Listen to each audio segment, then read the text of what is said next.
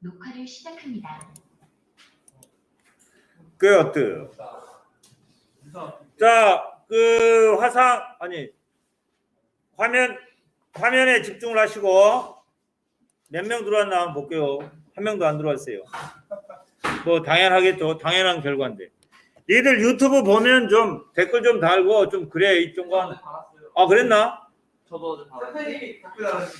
아 그랬었구나. 땡큐 아리가또 메르시 보크.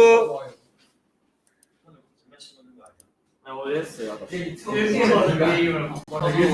대리없이 불러옵니다.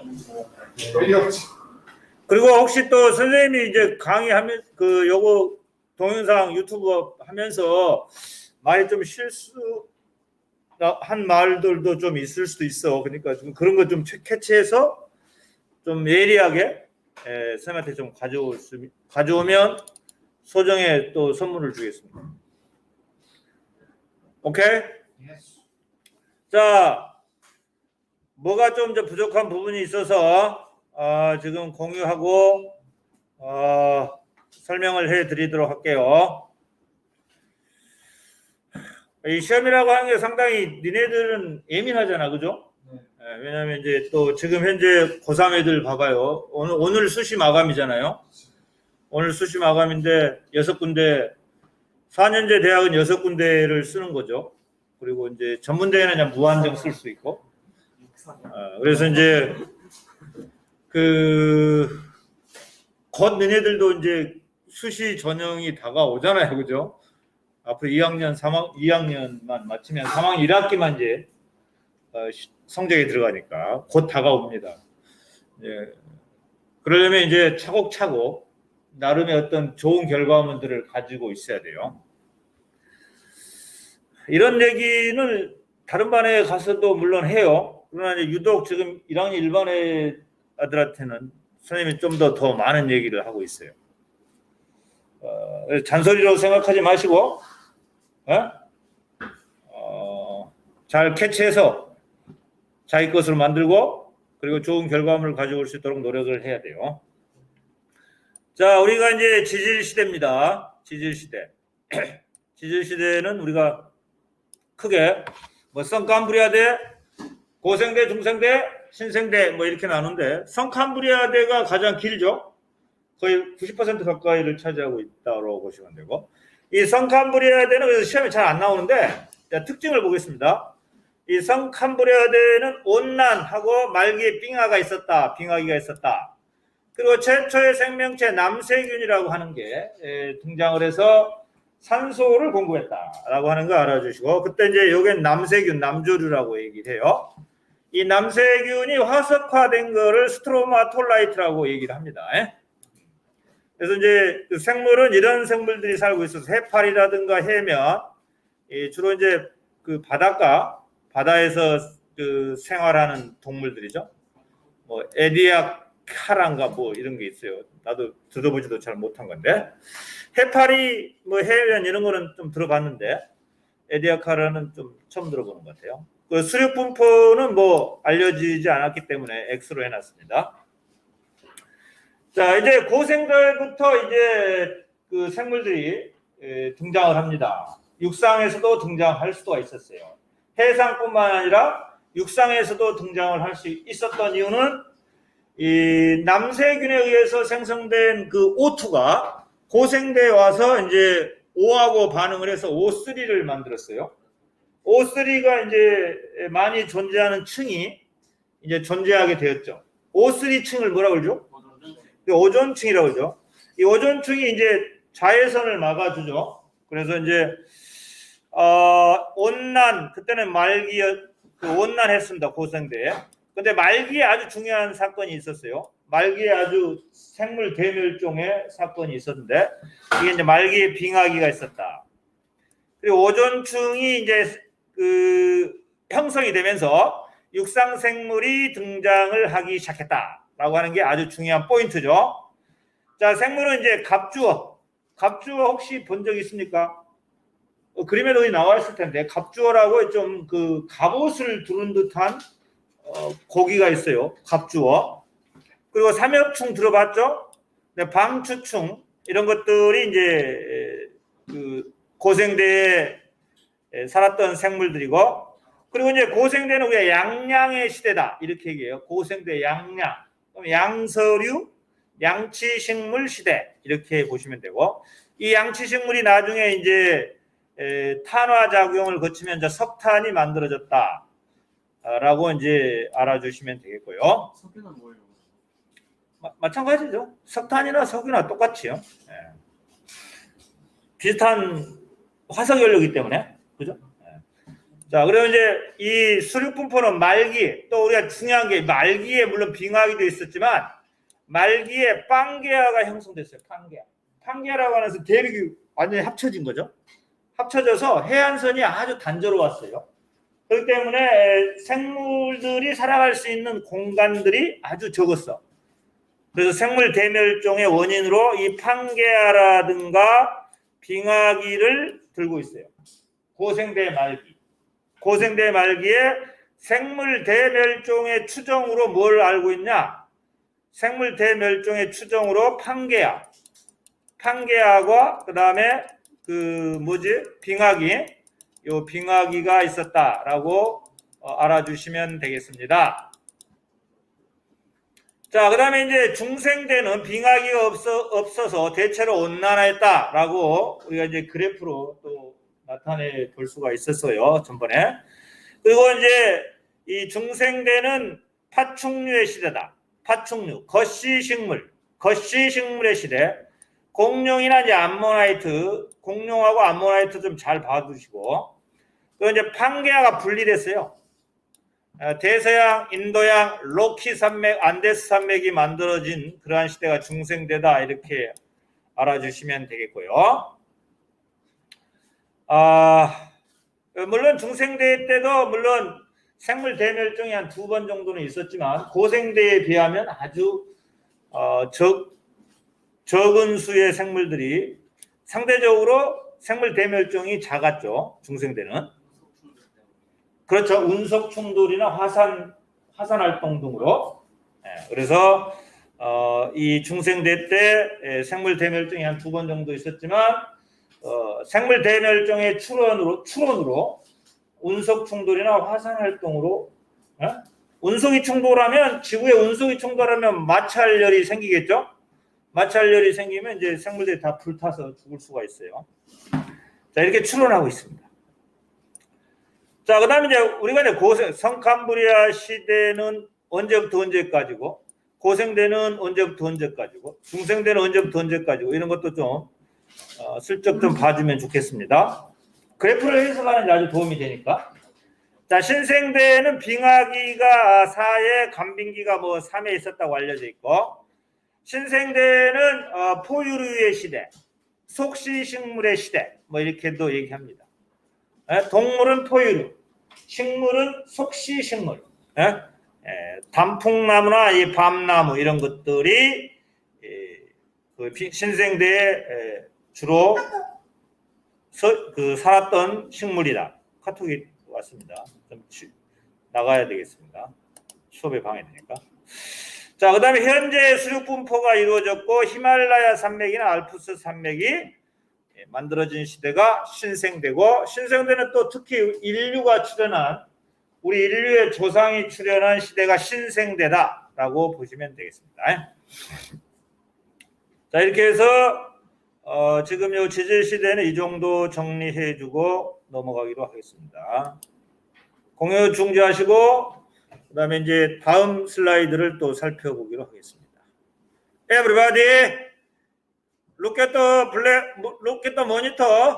이한이 자고 있어요, 지금. 이 안에서 자고 있습니다. 헐.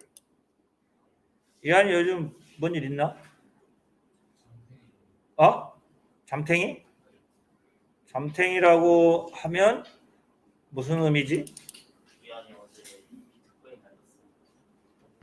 그래서 그러나? 어린 놈이 벌써부터 비트코인이라고. 그러면 안 되지. 위험한 소리야. Very dangerous. 열려라 참깨. 열렸습니다. 자, 그 다음에 이제 변이에 대해서 살펴보겠습니다. 변이는 우리가 다름이야, 다름. 예? 다름. difference. 영어로 difference라고. difference.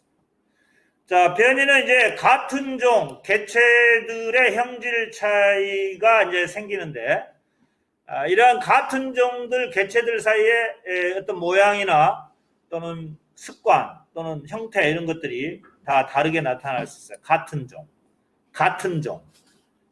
종이에요. 그래서 변이는 크게 두 가지로 나눠요. 유전적 변이가 있고 비유전적 변이가 있다. 유전적 변이는 유전자의 차이에 의해서 나타나는 변이로서 진화의 원동력이다. 이렇게 보시면 돼요. 같은 앵무새라 하더라도 깃털의 그 색깔들이 다 다르게 나타날 수 있고, 같은 무당벌레라 할지라도 무당벌레의 날개들이 다 다르게 나타나고요. 같은 달팽이라 할지라도 껍데기의 모습이 다 달라요. 또 같은 사람이라도 피부색들이 다 다르죠. 예? 우리는 황인종이지만 아프리카 하면 흑인종이 있고, 유럽이나 뭐 미국 이런 애들은 백인종이라고. 피부색들이 같은 사람이라고. 또 같은 사람이라도 머리카락의 어떤 형태가 또 다르죠. 어? 저기 열심히 공부하고 있는 민혁이의 머리카락은 생모지만, 또 민준이는 약간 반곱슬 형태인 것 같기도 하고, 또 어쨌든 곱슬머리가 없나 여기는? 그렇습니까? 어쨌든 머리카락, 같은 사람이라도 머리카락의 그 모습이 다 다르죠. 예? 자, 비유전적 변이는 유전이 되지 않습니다. 이게 환경 차이로 나타날 수가 있어요. 보디빌더의 근육들을 보면 처음부터 이 근육이 발달됐나? 그 주어진 환경에 열심히 노력하다 보니까 환경 변화에 따라서 근육이 발달됐죠. 또 카렌족의 긴 목. 카렌족 혹시 봤나? 카렌족 막 여기다 막 스프링 같은 거 막 달고 막 목을 막 일부러 늘려요. 그런 환경에. 예? 이뻐 보이려고. 또 어떤 또 아프리카 보면 막 혓바닥이 아니라 그 입술 있잖아요. 입술에 막 나무를 막 끼워가지고 또 입술을 또 크게 만드는 그러한 아프리카 민족도 있고요.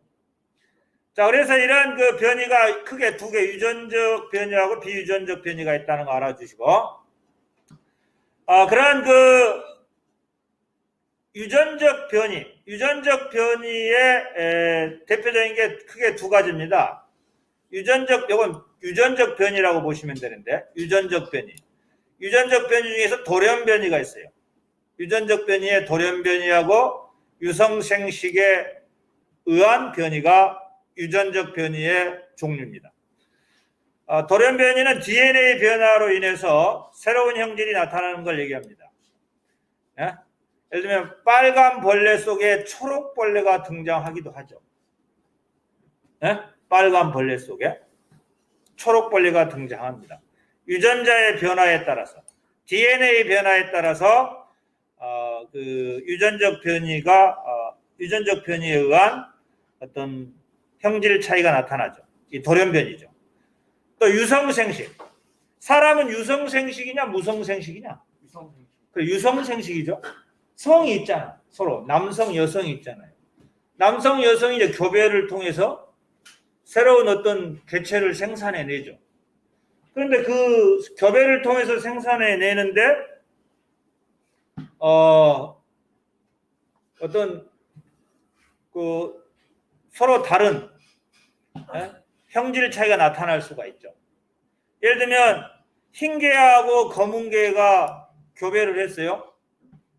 그러면 흰 개도 나올 수 있고 검은 개도 나올 수 있는데 얼룩강아지가 나올 수도 있잖아요. 이게 유성생식이죠. 그래서 이런 유성생식이나 돌연변이는 변이의 유전적 변이의 종류다. 이렇게 보시면 돼요. 유전적 변이의 종류, 돌연변이 유성생식은 유전적 변이의 어떤 그 원인이다. 예? 유전적 변이의 원인, 돌연변이, 유성생식. 이렇게 보시면 되겠습니다. 자, 이제 다인의 자연선택설에 대해서 살펴보겠습니다. 다인은 자, 어떤 개체가 그 환경에서 살아가는 동안에 과잉 생산을 합니다. 자손을 많이 낳죠. 그래서 이제 이 자손을 많이 낳다 보면 개체들 사이에 변이가 발생할 수가 있죠. 서로 다름이. 그리고 서로 이제 생존 경쟁을 하죠. 생존 경쟁을 하면서 그 적자 생존의 어떤 그 일이 벌어지고, 그리고 환경에 유리한 개체가 살아남아서 오랫동안 자손을 유지할 수가, 자손에게 유전자를 퍼뜨릴 수 있죠. 이게 자연 선택이죠. 그리고 나서 그런 것들이 이제 계속해서 진화가 일어난다라고 하는 게 자연 선택설의 과정이죠. 그 당시 이제 다윈은 이러한 변이의 원인이나 형질 유전을 설명하지는 못했어요. 하지만 유리한 형질을 가진 개체가 오래 생존해서 자손을 많이 낳게 된다라고 하는 자연 선택설을 주장을 했죠. 예? 환경에 유리한 형질이 환경에 유리한 형질을 가진 개체가 오래 생존을 해서 자손을 많이 퍼뜨린다, 이렇게 보시면 되겠습니다. 이게 자연 선택설이다. 환경에 유리한 형질을 가진 개체가 오래 생존돼서 자손을 많이 퍼뜨릴 수 있다. 이게 자연 선택설. 환경에 유리한. 자, 자연 선택설의 영향을 또 잘 보셔야 되는데, 이러한 자연 선택설은 과학에 영향을 미쳤어요. 진화적 관점에서 생물 분류가 시작됐네. 생물을 분류가 시작됐고, 유전학 분자 생물학으로 발전을 했다라고 우리가 그 영향을 찾아볼 수 있고, 사회에 미친 영향. 야, 목이 돌아다닌다. 조심해라. 사회에 미친 영향은 경쟁 기반 자본주의 발달, 제국주의, 식민 지배, 인종 차별을 정당화하는 그러한 영향을 미쳤습니다. 그래서 이제 인종 차별은 당연히 있을 수밖에 없다. 왜? 그 환경에 잘 적응하는 그러한 인간이 좀 모자란 인간을 지배한다. 그리고 모자란 인간은 영원히 노예가 돼야 된다. 뭐 이런 그 부정적인 영향을 미쳤다라고 이제 보시면 되겠습니다. 오케이? 자, 두 번째 슬라이드. 자, 자연 선택과 진화 중에서 핀치의 진화. 핀치라는 새 알죠? 이거는 이제 비유전적 환경 변이에 의한 변이라고 볼 수 있습니다. 비유전적 환경 변이. 그래서 어떤 핀치는 부리가 짧고 단단해. 짧고 단단한 것은 곤충을 많이 잡아먹기 위해서 그 환경에 적응하다 보니까 나타나기 시작했어요. 목이 간다. 네 다리 목이 거기 갔다. 너 이 새끼 너 목에 꽃을 물으면 큰일 난다. 꽃이 텅텅 붓는다. 그 밑으로 갔다. 갔어? 자, 그리고 이제 부리가 크고 두꺼운 핀치가 있죠. 그거는 이제 씨앗을 잘 깨먹기 위해서 이렇게 그 환경에 적응하다 보니까 이렇게 핀치도 그 형질이 변화되는 그런 진화의 모습을 보여주고 있다. 비유전적 환경 변이라고 볼 수 있어요. 환경에 따라서 어떤 핀치는 부리가 짧고 단단하고 어떤 핀치는 부리가 크고 두껍고, 이렇게 비유전적 환경 변이에 의해서 핀치도 이렇게 형질 차이가 나타나게 된다. 예? 이건 비유전적 환경 변이에 의한 핀치의 진화다, 이렇게 보시면 되고, 유전적 환경 변이는 이 두 가지가 있는데, 유전적 환경 변이는 남모양의 적혈구. 우리가 어떤 정상적인 인간들은 이 적혈구가 동그랗습니다. 도너츠 모양인데, 돌연변이에 의해서 이제 적혈구가 남모양으로 생긴 사람이 있어요. 예? 요 유전적 변이 유전적 환경 변인데 유전적 환경 변이라는 좀 이상한데 유전적 변이라고 봐야 돼. 환경 빼고 유전적 변인데 남모양의 적혈구를 가진 그 돌연변이에 의해서 남모양의 적혈구를 가진 인간이 있어요. 남모양의 적혈구 가진 인간은 어디에 잘 생존 가능성이 높겠냐? 말라리아가 말라리아 저항성이 큰 지역에 아프리카 일부 지역에서는 이 남모양의 적혈을 가진 인간이 자연 선택이 돼서 오랫동안 살아 생존할 수 있어요. 네? 그래서 이러한 비유전적 변이는 우수한 형질이 선택되지 않습니다. 환경에 적합한 변이가 선택이 되어서 유전자를 뻗어질 수가 있어요. 그 다음에 이제 우리가 이제 세균도 어떤 돌연변이에 의해서 내성 세균이 나올 수가 있어요. 항생제 내성 세균이 나올 수 있죠. 얘네들은 좀 검은색 동그라미는 정상 세균이죠. 그런데 돌연변이에 의해서 내성 세균이 이제 두 마리가 있는데 항생제를 투여했더니 이 정상 세균은 다 죽었어요. 정상 세균은 다 죽어 돌연변이 내성 세균이 자연 선택돼서 이렇게 개체수가 증가하게 된다. 개체수가 증가해져. 그죠? 그래서 이것도 유전적 변이다. 이렇게 보시면 되겠습니다.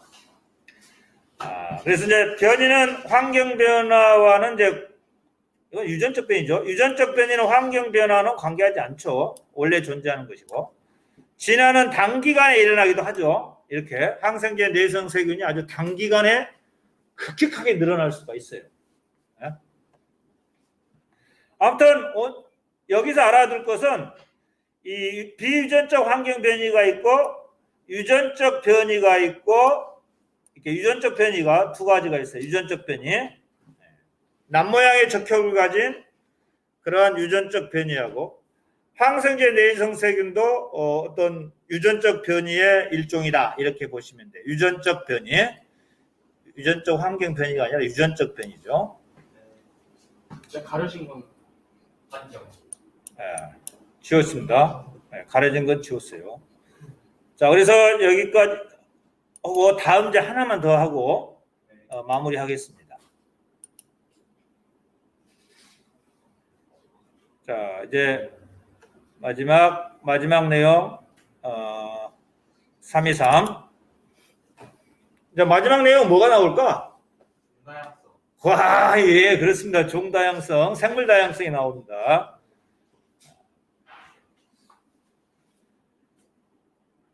저스트 마지막입니다. look at the monitor.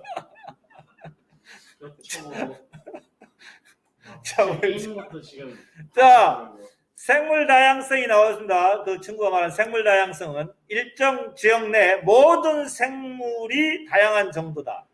식물, 동물을 포함해서 곰팡이, 세균, 곰팡이하고 세균은 이 식물 동물에 속하지 않고 또 다른가 봅니다. 곰팡이와 세균은 식물이라도 보지 않고 동물이라도 보지 않는가 봐요. 그러니까 곰팡이, 세균, 별명이 곰팡이라는 친구가 있어요. 걔는 동물도 아니고 식물도 아니기 때문에 곰팡이. 식물도 아니고 동물도 아닌 놈들이 뭐냐? 이렇게 이제 까불지 마. 식물도 아니고 동물도 아닌 놈 까불지 마. 너는 열애. 곰팡이, 세균 이렇지. 알았습니까?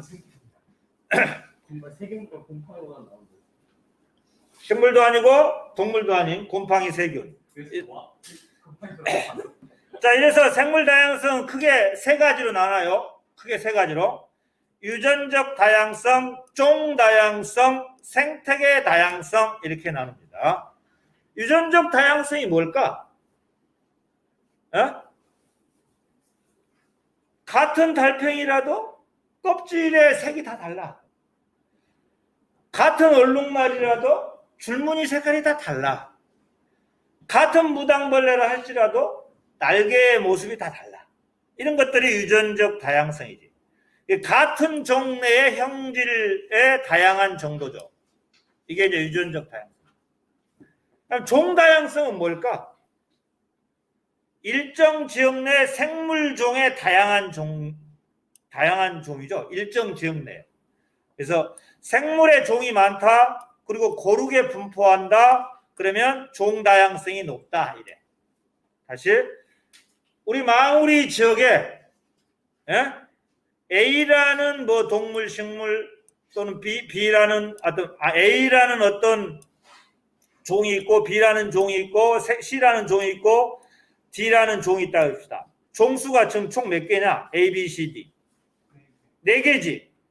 근데 4개인데 가 지역에는 A라는 종이 15, 2개, 하나, 2개야. 근데 나 지역은 6, 4, 5, 6이야. 그러면 어디가 종 다양성이 크다고 얘기할까? 나가 그렇죠. 나. 그죠? 종 다양성은 나가 더 크다 이렇게 얘기하죠. 그죠? 개체수는 똑같죠. A, B. 종수는 똑같아요. 종수는 가나 나나 총 몇 종이죠? 4종이죠. 4종. 예? 4종인데 나 지역이 고르죠. 종이. 그래서 종 다양성은 나가 가보다 크다 이렇게 얘기합니다. 꼭 알아두셔야 됩니다. 별표 쳐놓고. 자, 그다음에 생태계 다양성. 생태계 다양성은 뭐 생물 서식지의 다양한 정도죠. 서식지가 습지가 될 수도 있고, 서식지가 바다가 될 수도 있고, 서식지가 숲이 될 수도 있고, 서식지가 저수지가 될 수도 있고, 그죠? 그래서 이런 생물 서식지의 다양한 정도로 환경적 요인을 얘기합니다. 다양한 생태계, 그죠? 열대 수림, 갯벌, 습지, 사막, 이거 뭐냐? 초원, 농경지, 휴양림, 농경지나 휴양림은 인위적 생태계라고 얘기를 하네요. 그래서 이러한 생태계 다양성이 크면 종 다양성이 커지고, 그 다음에 생태계 다양성이 커지면 유전적 다양성도 커진다. 이렇게 얘기하죠. 이게 생태계가 건강해야 돼. 우리 지역에 다양한 생태계가 있어야 돼. 망우리 지역에 바다도 있고, 갯벌도 있고, 숲도 있고, 저수지도 있고, 그러면 이건 아주 다양한 생태계라고 얘기하지. 생태계가 다양하면 종 다양성이 커질 수 있고, 생태계가 건강하면, 생태계가 다양하면 유전적 다양성도 커질 수밖에 없어요. 생태계의 다양성이 아주 중요하다. 이렇게 보시면 돼. 그래서 생물 다양성은 크게 몇 종류로 나눌 수 있어? 유전적 다양성, 종 다양성, 생태계 다양성으로 나눌 수가 있다. 그리고 곰팡이와 세균은 식물도 아니고 동물도 아니다 라고 보시면 되겠습니다. 자, 여기까지 공유를 중지를 하겠습니다. Everybody look at the monitor. 지금 열심히 공부하는 친구 몇 명 안 돼요. 다들 지금 자고 있어요. 녹화 중지할게요.